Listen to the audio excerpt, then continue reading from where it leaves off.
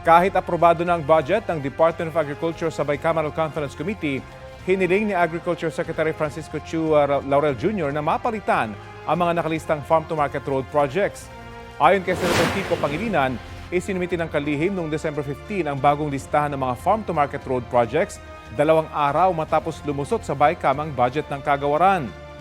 Hindi naman daw nabago ang kabuuang budget para sa mga proyekto na 33 billion pesos, pero pinalitan dyan ang ilang proyekto na halos 9 billion pesos ang halaga. Pinuna ito ni Senadora Loren Legarda dahil baka gumaya raw ang ibang ahensya na magpapalit din ng proyekto sa kanilang budget. Paliwanag ni Pangilinan, posibleng nagkaroon ng pagkukulang sa paghahanda ng Agriculture Department dahil sa bagong requirement ng BICAM na magkaroon ng coordinate sa mga proyekto. Nilinaw niya ang meron namang coordinate sa naunang listahan, pero ayon sa liham ni Laurel, hindi niya pinahintulutan ang ilang nakasaad na proyekto na ipinasa sa National Expenditure Program dahil naka-medical leave siya noon. Matapos ang mahabang diskusyon, pinayagan ng BICAM ang mga pinalitang proyekto sa listahan.